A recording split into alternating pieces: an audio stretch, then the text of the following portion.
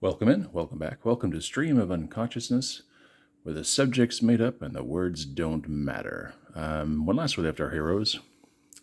I was discussing the newest addition to the collection, which would have been Scotty, Mr. Scott at that time, from the HIYA Toys Exquisite Mini 1/18th Scale Abrams vs. Star Trek collection. And the reason I did not go for the trifecta, as it were, the classic Kirk, Spock, McCoy first in adding to my collection, was really aesthetics. As you can see, with the 3 department colors represented, it makes a nice display, which is really what I wanted. Eventually, looking into getting all of the available figures, but for display purposes, I really wanted the 3 department colors represented, because I think it just displays better. But having said that, we have now gone back and picked up the McCoy Abrams vs. Exquisite Mini 1/18th scale. Now, some interesting things about this. So far, this is the only figure that I have purchased that does not come with a phaser or a communicator. A little bit difficult to see, and we'll get a closer look when I open the bubble. But he does have a shoulder belt, which is presumably for holding the medical tricorder, and he does have 2 tiny little medical devices, as well as the normal replacement hands. So again, the name on the card is different, but the card art is basically the same on the front, showing Chris Pine's Captain Kirk. Again, it's good. I just would have preferred if they had gone with the character in the bubble on the card art, and rather than just them all being Chris Pine, as is I guess fairly standard with these releases. It's got the original toy show mock-ups, which have slightly different paint. I don't think they're molded differently, although there's a little bit of a difference there between that and the production models. There always is. It's not just them. It happens with every toy company. This also has a little bit of the darker paint on the face, I believe, which I think helps it out. It's not the most perfect Carl Urban sculpt I've ever seen, but you know what? There are the remains of Carl Urban around that sculpt. So let's go ahead and get this open. As I said, I'm not really saving these because the card art is basically the same on all of them. The only difference being the rear panels. So we'll go ahead and cut that bubble off.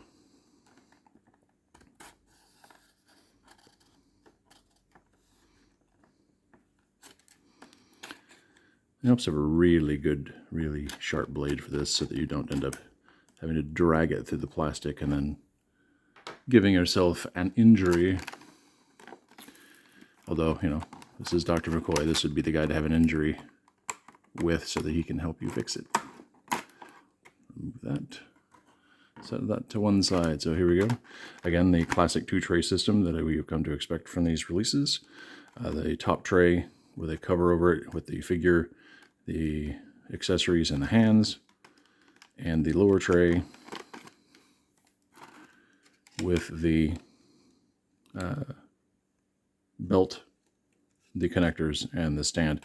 Interestingly, this does not have the cover that the phaser belts had on Kirk and Spock. Kirk and Spock they had the divot there for the belt, but it also had a plastic cover over the top of it. So set that to one side for a second. Here's going to be the fun part, because I'm sure these tiny little pieces are going to go everywhere. So remove the top plate. And we see the accessories a little better without a lot of shininess. We will get to those in a second, because I don't want to dump them all over the table. And there they went anyway, because those are not in there very tightly. So here is the McCoy figure.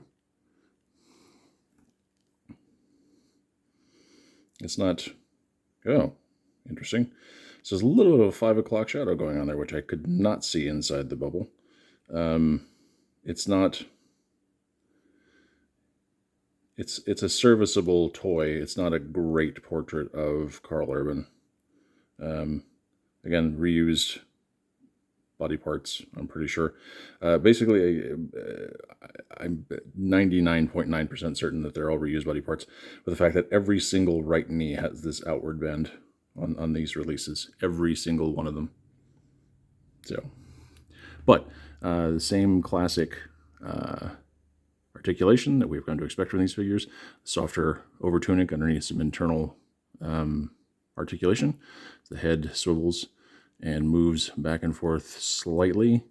The arms raise and lower, and also have a slight, what I would call a butterfly joint. That shoulder is a little bit wonky, actually. So we'll have to be careful with that one.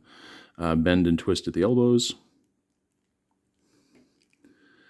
Hands rotate and bend slightly. Oh, there's an interesting little detail. So, if you know anything about Dr. McCoy character as played by DeForest Kelley, he always wore the pinky ring, which I don't remember Karl Urban's character wearing it, but they've included it as a detail on this figure as the McCoy character, which is kind of neat, I think. That shoulder's going to bother me. I'm going to keep messing with it till it breaks. Again, bends at the waist a bit, bends at the chest a tiny bit, and then the hips have the extensors, and then they flex and move out, and the knees double jointed.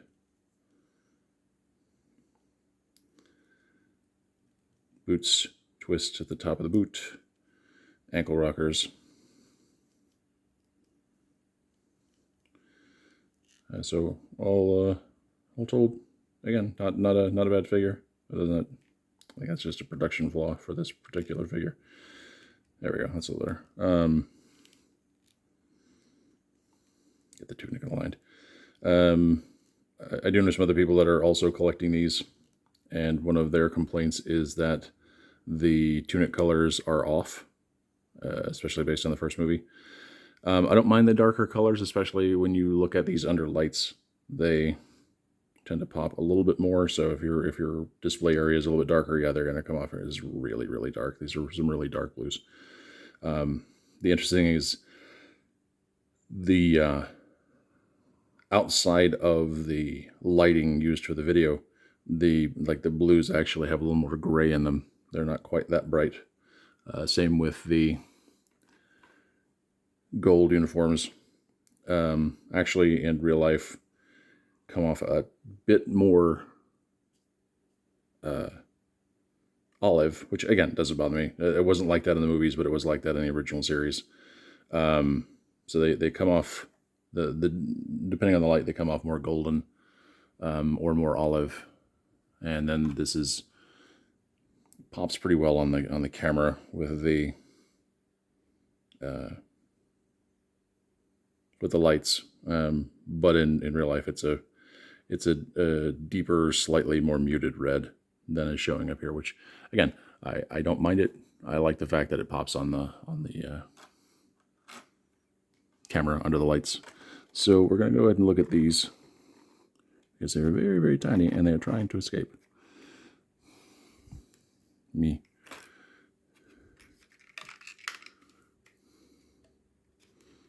Make a mess. So what we have here is a failure to communicate. No, I'm sorry. What we have here is the accessories. Again, the reasonably with the standard replacement hands, except these aren't the standard replacement hands. The left hand has actually been molded. Usually they're in a fist for the other figures. This has been molded to actually, I believe, hold the tricorder.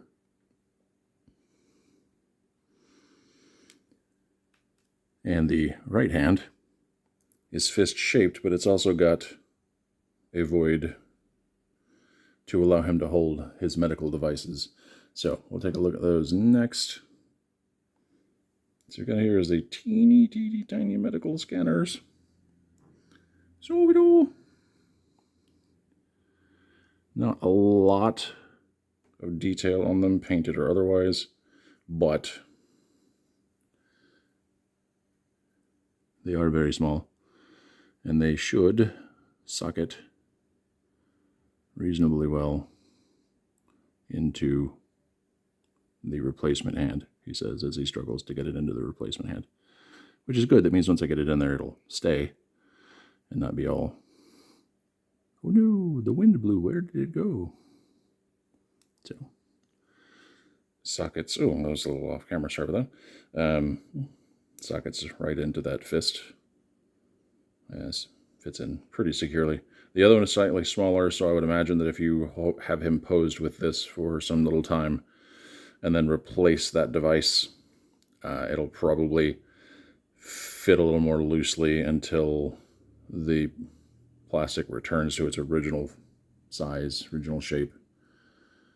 We have the medical tricorder. Too bad a detail though. And I believe that is a holster. Or maybe that's for the... Alright, it fits in there. So maybe that's what it's for. It appears to be shaped that way. There we go. I don't know if I've got it upside down. I really don't know. Oh, fits in there tightly.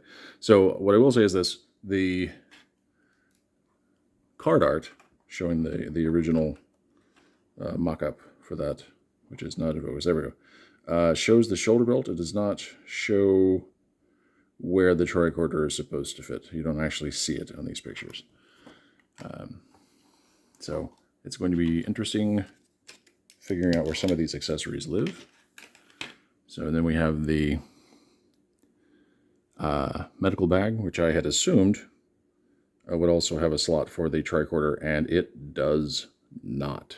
It is a solid piece.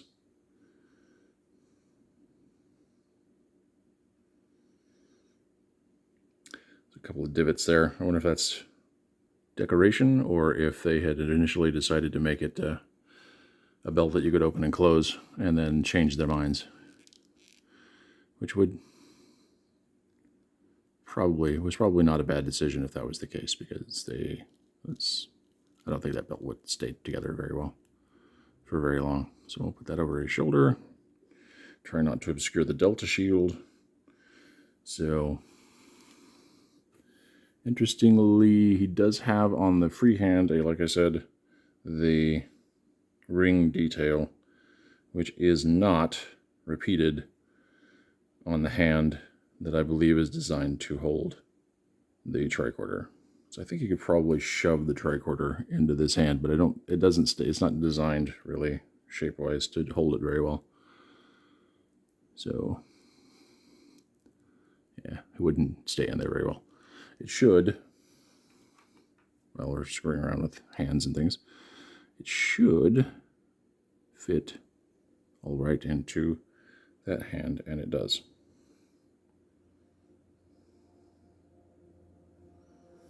Now, I don't know what that's going to imply for this piece. That seems to be the storage piece for the tricorder.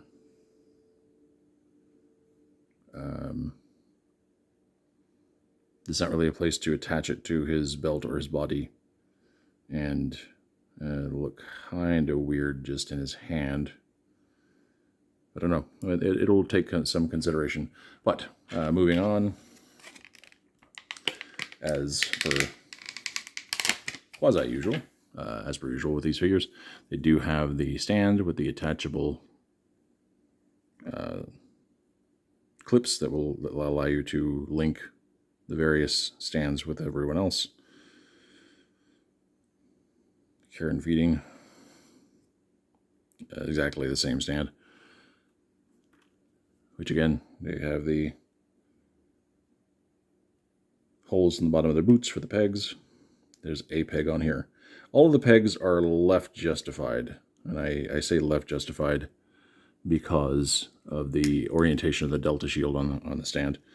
My only issue with that is that unless you have these, giant, wide legged poses, they all tend to, depending on how you orient that, and I would normally orient it with the Delta shield up from my perspective, they'll tend to stand on the right-hand side, left of the camera, side of the stand.